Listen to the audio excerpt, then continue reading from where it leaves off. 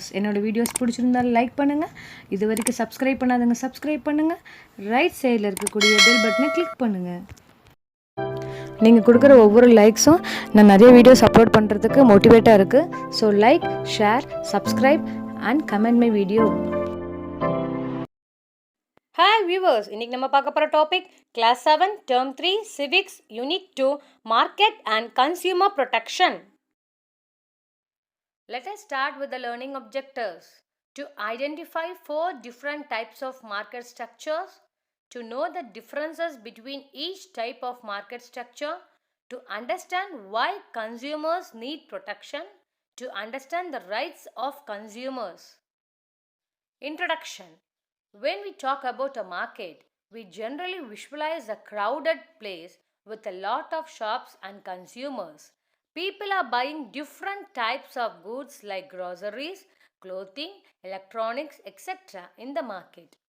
And the shops are also selling a variety of products and services as well. So, in a traditional sense, a market is a place where buyers and sellers meet to exchange their goods and services.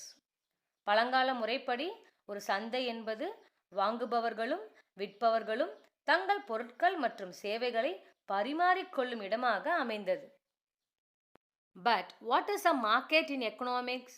பொருளாதாரத்தில் சந்தை என்றால் என்ன? இன் economics we do not refer to a market as a physical place. பொருளாதாரத்தில் சந்தை என்பது இயற்கை இடம் சார்ந்தது என கூறப்படவில்லை. Economists described a market as coming together of the buyers and sellers, that is, an arrangement where buyers and sellers come in direct or indirect contact to sell or buy goods and services. பொருளாதார வல்லுநர்கள் ஒரு சந்தையை வாங்குபவர்கள் மற்றும் விற்பனையாளர்கள் ஒன்றாக வருவதாக விவரிக்கின்றனர். அதாவது, விற்பனையாளர்கள் மற்றும் வாங்குபவர்கள் பொருட்களை விற்கவோ வாங்கவோ நேரடியாக வருவது அல்லது மறைமுகமாக தொடர்புக்கு வருவதுதான் சந்தை. For example, the market for books will constitute all the buyers and sellers of books in an economy.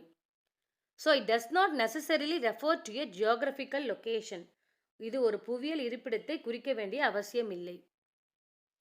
A setup where 2 or more parties engaged in exchange of goods, services and information is called a market.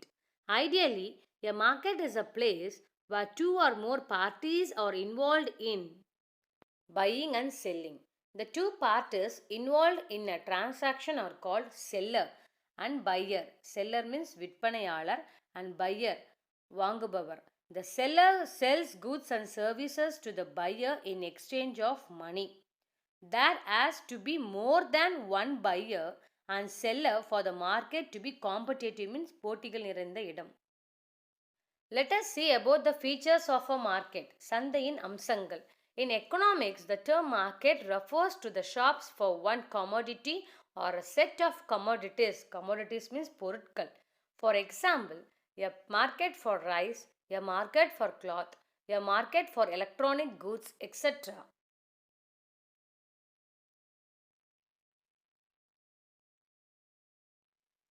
First one, a market is also not restricted to one physical or geographical location.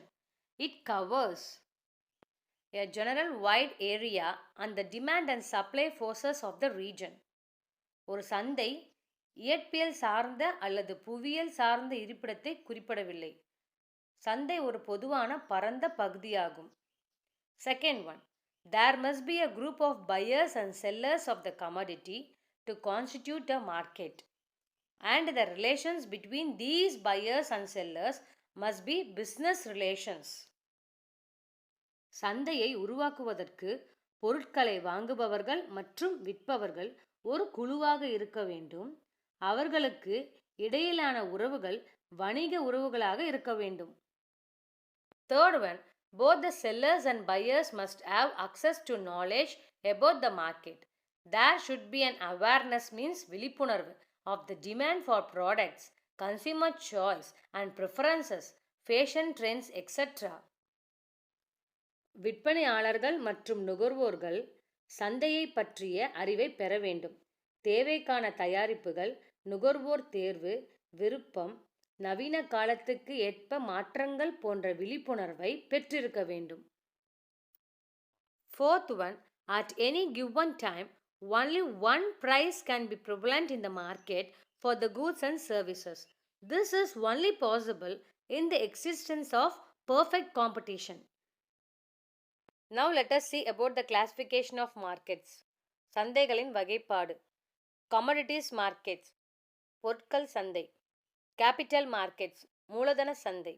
Buyers market, வாங்குவோர் சந்தை. Sellers markets, விற்பனையாளர்கள் சந்தை. Perfect market, சரியான சந்தை. Imperfect market, நிறைவற்ற சந்தை.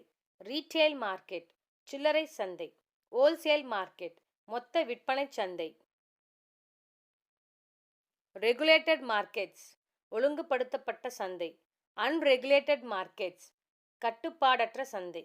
Short term market, குறுகிய கால சந்தை. Long term market, நீண்ட கால சந்தை. Local market, உள்ளூர் சந்தைகள். Regional markets, பிராந்திய சந்தைகள். National markets, தேசிய சந்தைகள். International markets, சர்வதேச சந்தை. Broadly, there are two classifications of markets. They are the product market, தயாரிப்பு சந்தை, and the factor market, காரணி சந்தை. The factor market refers to the market for the buying and selling of factors of production like land, capital, labor, etc. The other classification of markets are as follows.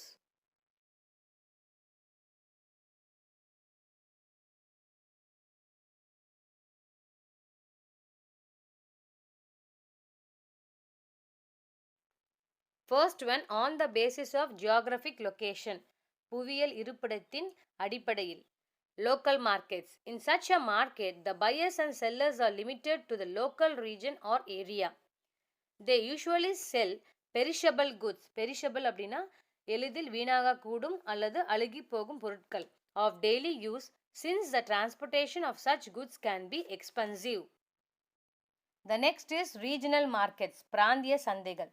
These markets cover a wider area than local markets, like a district or a cluster, means collection of few smaller states. The next is national market, தேசிய சந்தைகள். This is when the demand for the goods is limited to one specific country. தேசிய சந்தையில் பொருட்களின் தேவை ஒரு குறிப்பிட்ட நாட்டிற்கு மட்டும் தேவையாக இருக்கலாம். Or the government may not allow the trade of such goods outside national boundaries. அல்லது தேசிய எல்லைகளுக்கு வெளியே இத்தகைய பொருட்களின் வர்த்தகத்தை அரசாங்கம் அனுமதிப்பதில்லை.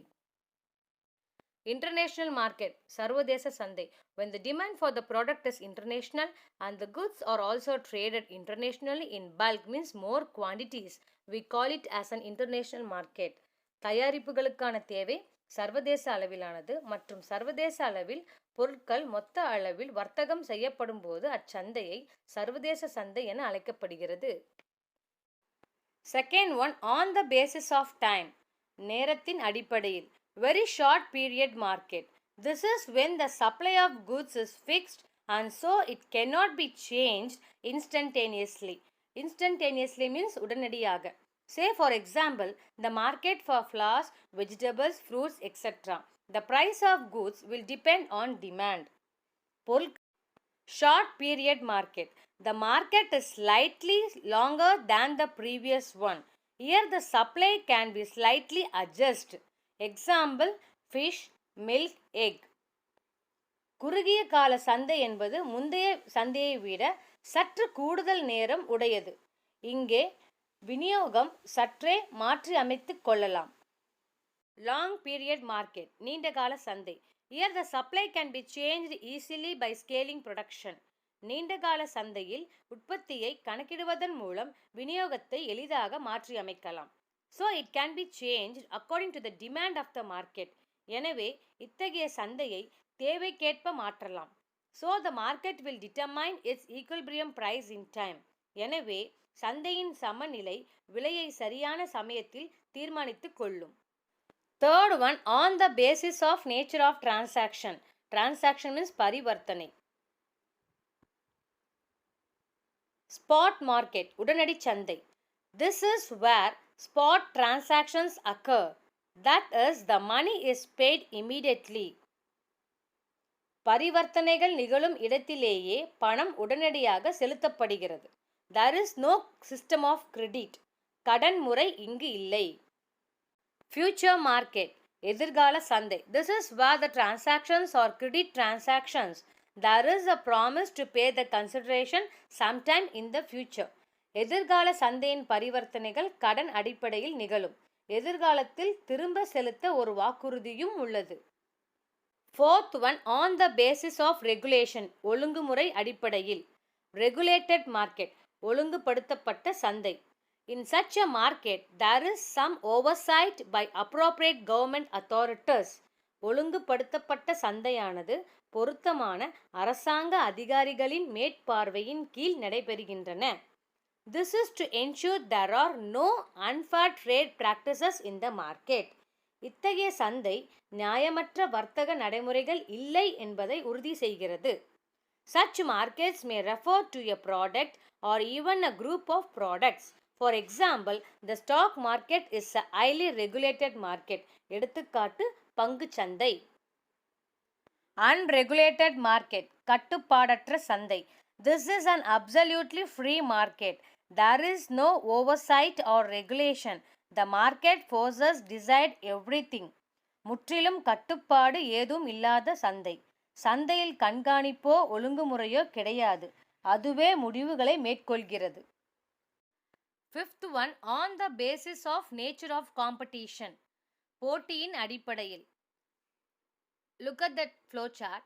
Types of market structures. They are purely competitive market, முற்றிலும் போட்டிச் சந்தை.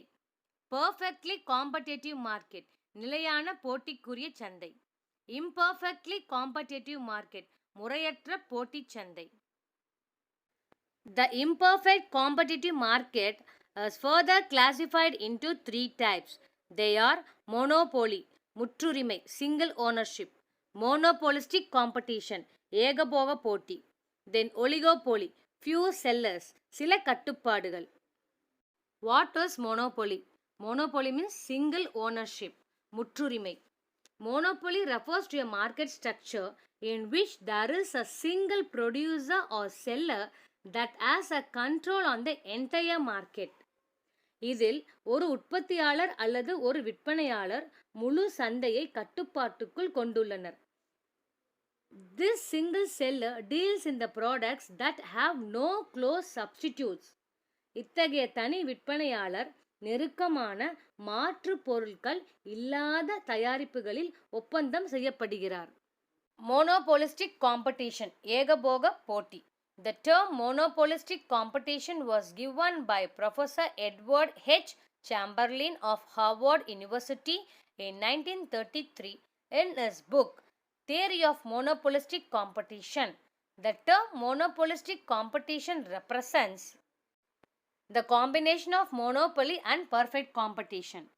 Monopolistic competition refers to a market situation in which there are large number of buyers and sellers of product.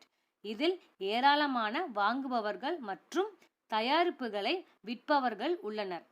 However, the product of each seller is different in one aspect or the other. இருந்தபோதிலும் ஒவ்வொரு விற்பனையாளரின் தயாரிப்பும் ஒரு அம்சத்தில் அல்லது மற்றொன்றிலிருந்து வேறுபட்டுள்ளது. Who is a consumer? Consumer means நுகர்வோர். A consumer is a person who purchases a product or avails a service for a consideration, either for his personal use or to earn his livelihood by means of self-employment. நுகர்வோர் என்பவர் ஒரு பொருளை வாங்குதல் அல்லது ஒரு சேவையை பெறுவதற்காக, அவரது தனிப்பட்ட பயன்பாட்டிற்காக அல்லது சுய வேலைவாய்ப்பு மூலம் தனது வாழ்வாதாரத்தை பெருக்கிக் கொள்பவர். Who is not a consumer? A person is not a consumer if he or she purchases any goods or avails any service free of charge, that is without money. Then purchases a good or hires a service for commercial purpose. வணிக நோக்கத்திற்காக ஒரு சேவையை அமர்த்துவது அல்லது பொருளை வாங்குவது. Then avails any service under contract of service. ஒப்பந்தம் அடிப்படையில் ஒரு சேவையை பெறுவது. What is unfair trade practice? நியாயமற்ற வர்த்தக நடைமுறை என்றால் என்ன? An unfair trade practice means a trade practice which for the purpose of promoting any sale, use or supply of any goods or service adopts unfair method or unfair or deceptive practice. நியாயமற்ற வர்த்தக நடைமுறை என்பது ஒரு வர்த்தக நடைமுறை அல்லது எந்த ஒரு பொருள் அல்லது சேவைகளின் விற்பனை, பயன்பாடு, விநியோகத்தை ஊக்குவிக்கும் நோக்கத்திற்காக நியாயமற்ற முறையை அல்லது ஏமாற்றும் நடைமுறையை பின்பற்றுவது. Some of these practices include false representation, தவறாக எடுத்து சொல்வது. When goods and services are not of stated standard, quality or grade, பொருட்கள் மற்றும் சேவைகள் குறிப்பிட்ட தரம் இல்லாத போது.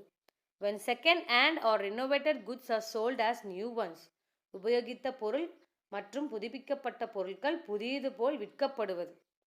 When goods and services do not have the claimed use, usefulness or benefit, பொருட்கள் மற்றும் சேவைகளுக்கு உரிமை அல்லது நன்மை இல்லாத போது.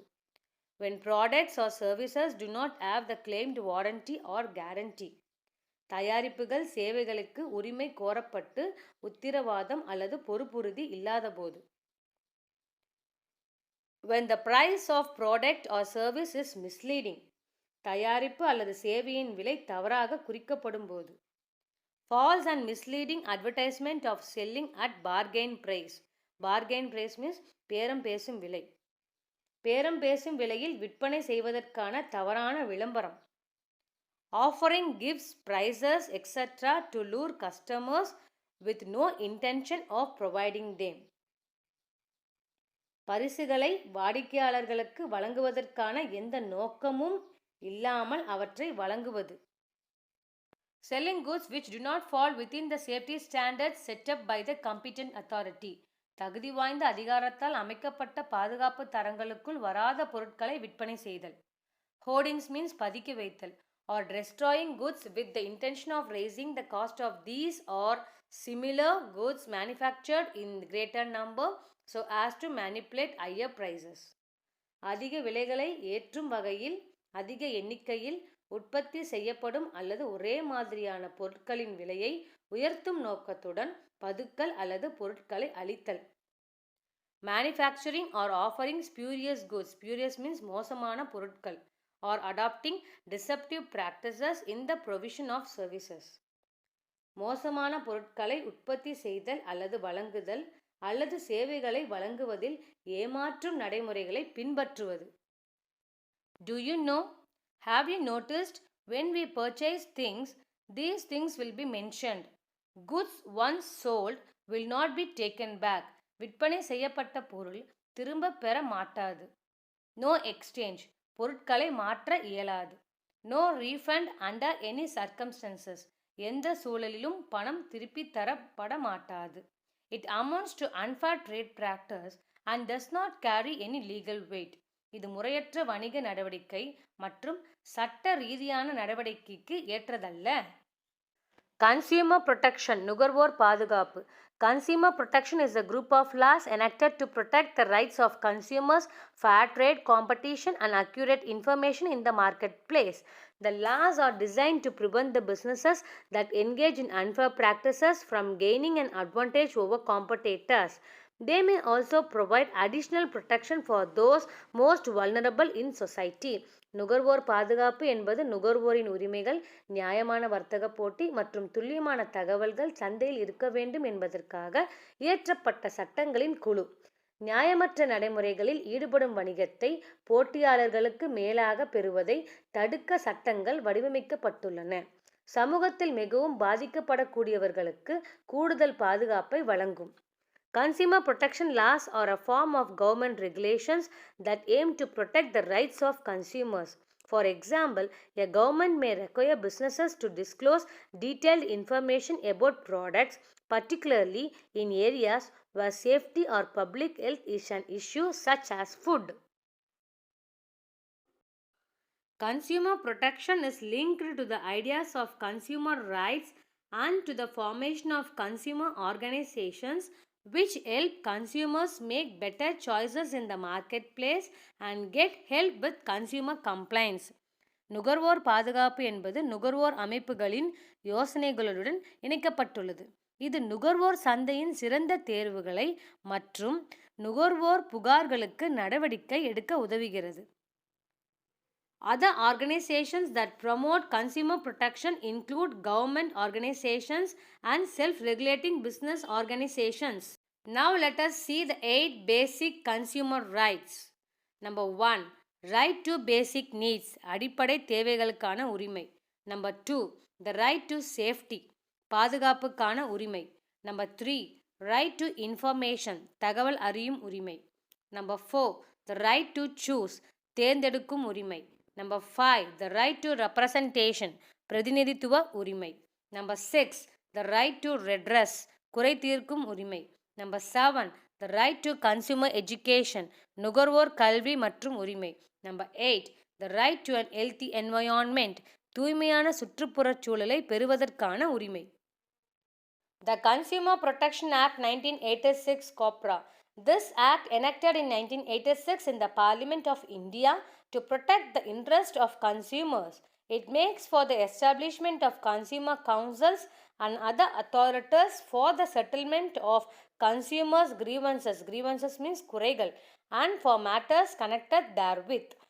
The act was passed in Assembly in October 1986 and came into force on December 24, 1986. நுகர்வோரின் நலன்களை பாதுகாப்பதற்காக இயற்றப்பட்ட சட்டம் நுகர்வோர் பாதுகாப்பு சட்டம். நுகர்வோர் குறைகளை தீர்ப்பதற்காக நுகர்வோர் கவுன்சில்கள் மற்றும் பிற அதிகாரிகள் நுகர்வோருக்கு உதவும் வகையில் உள்ளது. COPRA is regarded as the Magna Carta in the field of consumer protection for checking unfair trade practices, defects in goods and deficiencies in services as far as India is concerned. நுகர்வோர் பாதுகாப்பு சட்டம் நுகர்வோருக்கான மகா சாசனம் என்று அழைக்கப்படுகிறது. இச்சட்டத்தின் வாயிலாக நியாயமற்ற வர்த்தக நடைமுறைகள், பொருட்களின் குறைபாடுகள் மற்றும் சேவைகளின் உள்ள குறைகளை சரிபார்க்க நுகர்வோர் பாதுகாப்பு சட்டம் அவசியமாகிறது. It has led to the establishment of a widespread network of consumer forums, நுகர்வோர் மன்றங்கள் and appellate courts, மேல்முறையீட்டு நீதிமன்றங்கள் all over India. It has significantly impacted how businesses approach consumer complaints and has empowered consumers to a great extent. Consumer protection councils are established at the national, state and district level to increase consumer awareness. நுகர்வோர் விழிப்புணர்வை அதிகரிக்க தேசிய, மாநில மற்றும் மாவட்ட அளவில் நுகர்வோர் பாதுகாப்பு சபைகள் அமைக்கப்பட்டுள்ளன.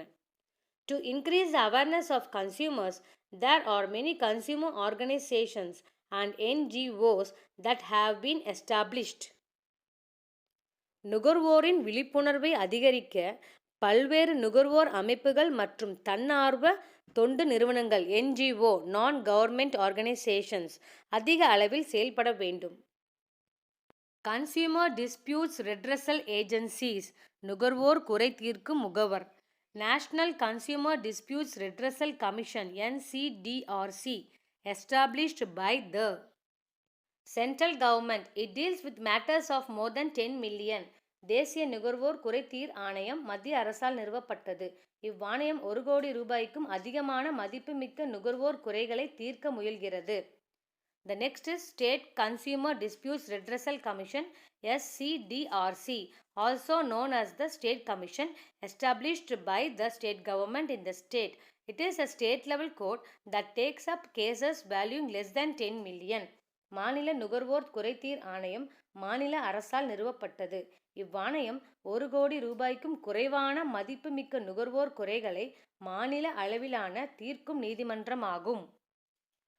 District Consumer Disputes Redressal Forum DCDRF also known as the district forum, established by the state government in each district of the state.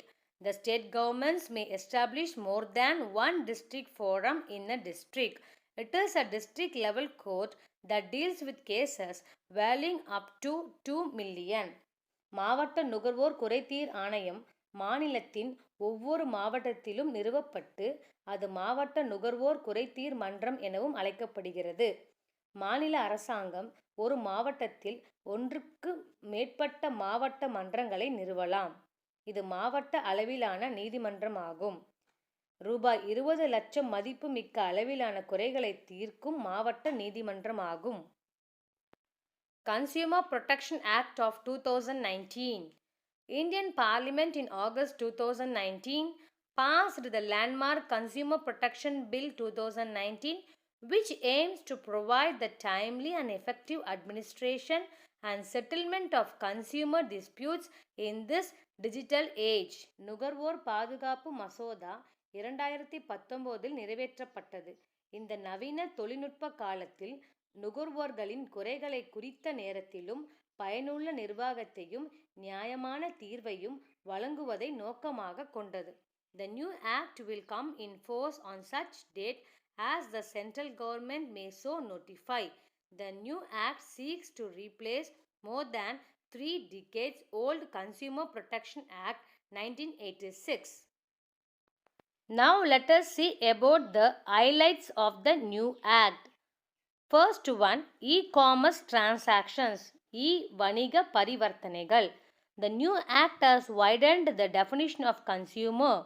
The definition now includes any person who buys any goods, whether through offline or online transactions, electronic means, teleshopping, direct selling, or multi-level marketing.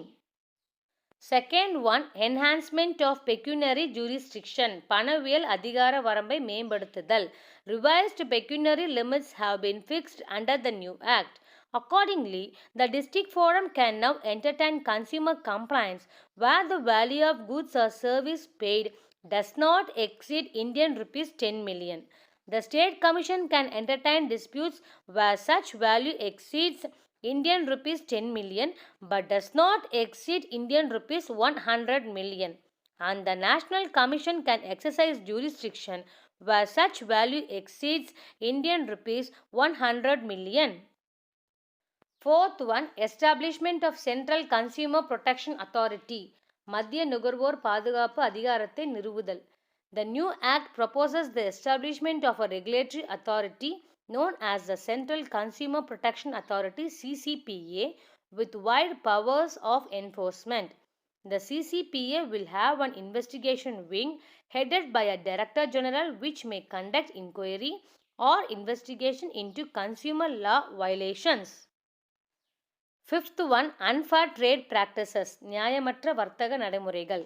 The new act introduces a specific board definition of unfair trade practices, which also includes sharing of personal information given by the consumer in confidence unless such disclosure is made in accordance with the provisions of any other law. புதிய சட்டம் நுகர்வோர் நம்பிக்கையுடன் வழங்கிய தனிப்பட்ட தகவல்களை பகிர்வது நியாயமற்ற வர்த்தக நடைமுறையாகும். Sixth one, penalties for misleading advertisement, தவறான விளம்பரத்திற்கு அபராதம். The CCPA may impose a penalty of up to rupees 10 lakhs on a manufacturer, உற்பத்தியாளர், or an endorser, ஒப்புதல் அளிப்பவர், for a false or misleading advertisement. The CCPA may also sentence them to imprisonment for up to 2 years for the same. In case of a subsequent offence means குற்றம், the fine may extend to Indian rupees 50 lakhs and imprisonment of up to 5 years. The CCPA can also prohibit the endorser of a misleading advertisement from endorsing that particular product or service for a period of up to 1 year. For every subsequent offence, the period of prohibition may extend to 3 years. Now let us see about the consumer courts in India. National Consumer Dispute Redressal Commission, NCDRC. A national level court works for the whole country and deals compensation claimed exceeds rupees 1 crore. The National Commission is the apex body, that is highest body of consumer courts. It is also the highest appellate court, மேல்முறையீட்டு நீதிமன்றம், in the hierarchy. The National Consumer Disputes Redressal Commission NCDRC is a quasi-judicial commission in India which was set up in 1988 under the Consumer Protection Act of 1986. Its head office is in New Delhi. The commission is headed by a sitting or retired judge of the Supreme Court of India. State Consumer Disputes Redressal Commission SCDRC. A state level court works at the state level with cases where compensation claimed is above 20 lakhs but up to 1 crore. The state commission also has the appellate jurisdiction, மேல்முறையீட்டு அதிகார வரம்பு, over the district forum. The next is District Consumer Disputes Redressal Forum, DCDRF. A district level court works at the district level with cases where the compensation claimed is up to 20 lakhs. Important acts, முக்கியமான சட்டங்கள்.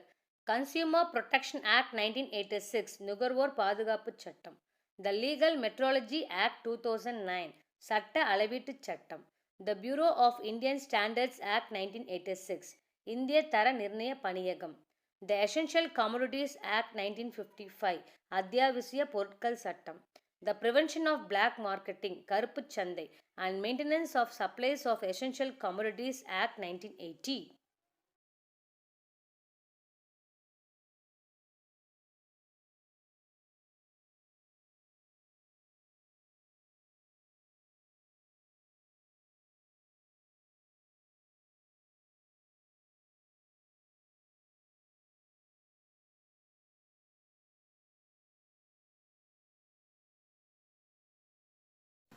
Thank you for watching this video. Please subscribe my channel for more videos.